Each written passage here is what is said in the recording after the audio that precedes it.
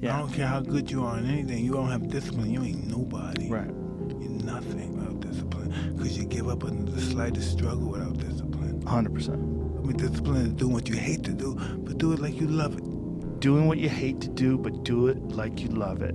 That is a great quote. Mm-hmm. And if you can do that, you could be successful in anything. You know, you normally are. It's easy to give up. You know, Hell it's yeah. easy. It's the easiest thing in the world to do. All right, man, I'm done. I ain't going. I ain't gonna keep going. Yeah, I don't feel like going to work. The I'm one, done. yeah, man. It's easy. It's very easy. But what's hard is going, yo, yesterday I got nothing from working as hard as I could. Nothing happened from that. I'm gonna do the same thing again today, but I'm gonna try to go harder. That's the hardest thing in the world. To get up every day and give 100% and be in the same position that you were each day, but mentally know that you're trying and trying and trying. That's a real grind. The key to being successful is planting. You've got to plant. Now, when you plant seeds, young people, you can't expect a harvest in 30 days. The harvest don't come in 30 days. You got to plant your seed, and sometimes the harvest don't come for years. Everything is not instant. So here's what I do.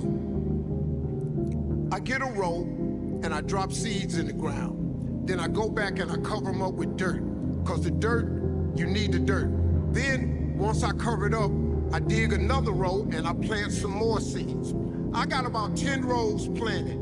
I look back at the first row and it's starting to sprout. Some stuff starting to come out the ground. I don't go back to that first row and just start eating because it ain't really bearing no fruit right now. You can't eat the stalks and the leaves. You gotta wait till it bears fruit. In the meantime, you got to keep planting. Now, you're gonna look up in about 5 years, you're gonna look back at something you planted 5 years ago, gonna have a lot of fruit on it. Then you can go back and start partaking of that fruit. But the reason you gotta keep planting is because sometimes you're gonna get rained out. Sometimes it's gonna be a drought.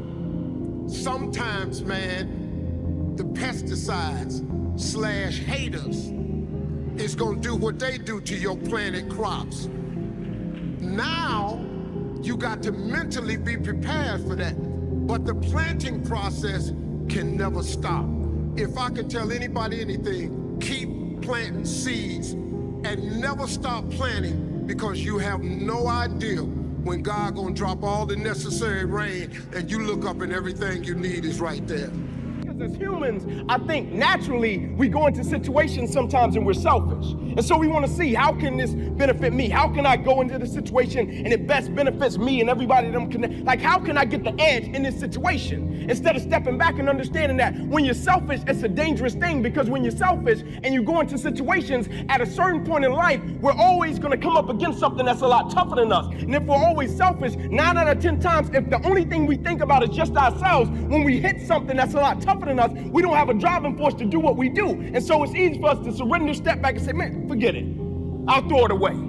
It's just like, I'm married, right? And so I'm young, I'm 6 years in. And so I went to an old couple one time and they were married some crazy years, 60 years, something like that. And I said, right, crazy, insane. But I'm saying, how did you make it last that long?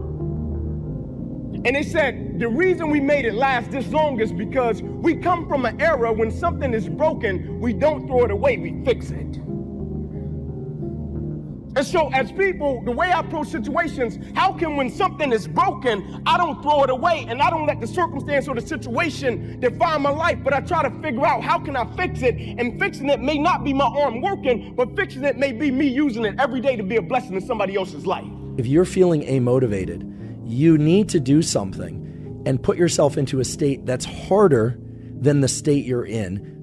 So for instance, if you're sitting around feeling amotivated, or you find yourself tending to tasks that are irrelevant to the goal that you really should be focused on, you need to put your body and mind into a state of discomfort quickly.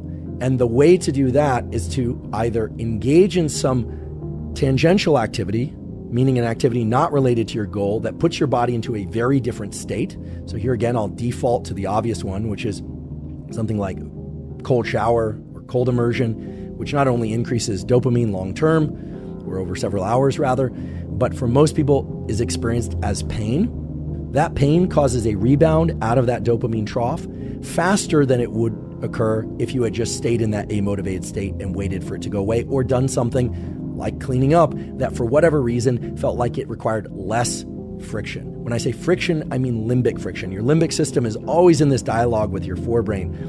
And limbic friction goes two ways. Limbic friction can be you're tired and you don't want to do something, and so you have to, quote unquote, motivate to do it, energize yourself to do it. Or limbic friction can be that you're nervous and scared and anxious to do something, and you have to calm yourself in order to lean forward into action in order to do that thing despite the anxiety. You know, I really don't have regrets. I am a person that says, you know, as soon as you look back in your history and you come up with something that you feel like you want to change, something else has to change. You know, so. What about your biggest disappointment? Once again, that's the same analogy. You know, disappointment to me, to win, you got to lose. To be successful, you got to have something that's not successful. To be happy, you got to have disappointment. So I think all of those things have evolved and happened to make me who I am and understand the benefits and the privileges I have for being who I am, you know, and not to wear it on my sleeve, be very humble about it. That's one thing my parents taught me very well is, you know, don't wear your reputation, don't wear your accolades, don't wear your personality on your sleeve. Let it happen, let it be you. It is who you are. Don't hide from it, but don't wear it and rub it in people's face. I found that nothing in life is worthwhile unless you take risks. Nothing. Nelson Mandela said, "There is no passion to be found playing small and settling for a life that's less than the one you're capable of living." Now, I'm sure in your experiences in school and applying to college and picking your major and deciding what you want to do with life, I'm sure people have told you to make sure you have something to fall back on. Make sure you got something to fall back on, honey. But I never understood that concept, having something to fall back on. If I'm going to fall, I don't want to fall back on anything except my faith. I want to fall forward. I figure at least this way I'll see what I'm going to hit. Fall forward. This is what I mean. Reggie Jackson struck out 2,600 times in his career, the most in the history of baseball. But you don't hear about the strikeouts. People remember the home runs. Fall forward. Thomas Edison conducted 1,000 failed experiments. Did you know that? I didn't know that. Because the 1,001st was the light bulb. Fall forward.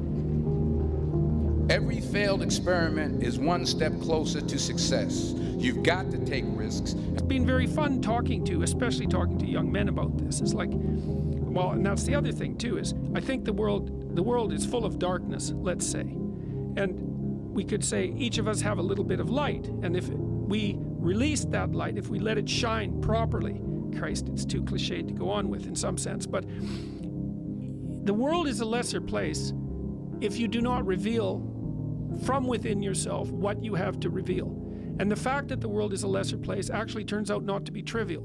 Like if you aren't everything you could be, more people will die, more people will suffer, more evil will be unconstrained, more tyranny will reign, more chaos will remain chaotic and dangerous, all of that. Do you mean this in the sense of like the old proverb of the wings of a butterfly fluttering become a hurricane? It's something similar to that, but it can even be more local. It's like your family is more messed up than it could be if you were less messed up than you are. Right. So if you just got your act together, like 10% more, your family would be 1% better. Right. It's like, well, do it. And that would ripple off into the people that they interact with. Yes, and it ripples. That's the other thing that's so cool is that, like, people think, well, there's 7 billion of us, and each of us is just this separate dust mote, like floating in the cosmos, and what the hell difference does it make what you do anyways? It's like, that is not how we're connected. It's like, you're the center of a network, and you know way more people than this, but let's say typically, you're going to know 1,000 people in your life, well enough to have an impact on them. Okay, and each of those 1,000 people is going to know 1,000 people. So you're one step from 1,000,000 and 2 steps from 1,000,000,000. And we are networked, technically. That's how human interactions work. And so when you do something that you shouldn't do, it's worse than you think. And when you do something that you should do, it's better than you think. And so you think, well, this is why I've been telling people, well, clean up your room. It's like, well, your room is actually networked too. It's not that easy to clean up your room, to set it.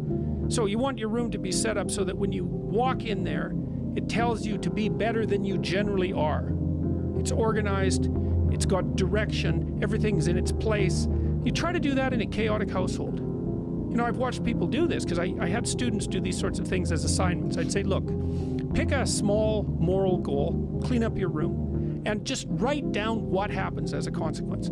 So maybe these are students in a chaotic household. The whole place is a bloody mess. No one's taking any responsibility for anything. And so they decide they're going to start to clean up their room. And then the people in the household notice. Well, the first thing they do is get pissed off. It's like, who do you think you are? Like, you think you're better than us? Like, why do you think this is worthwhile? Who died and made you God? All of that. So just by trying to organize this little part of their life, they immediately run into the people whose actions they're casting in a dim light by trying to improve themselves to some degree. They might have to have like a thorough war in their household to be allowed to do something as simple as keep the room orderly. They'll find out very rapidly that A, that's way more difficult than it sounds, and B, that the consequences of it are far more far-reaching than people think. So that's quite fun. You know, because maybe part of it is that like everything around you is full of potential. Everything. Maybe more potential than you could ever possibly utilize. And so maybe all you have is this little rat hole of a room in some rundown place in the world. It's like, fix it up. There's more there than you think. See what happens if you fix it up. And you'll fix yourself up simultaneously because you have to get disciplined in order to fix up the room. And then you have a fixed up room and you'll be a more fixed up person. It's like, you think that nothing will happen as a consequence of that? It's like all hell will break loose as a consequence of that.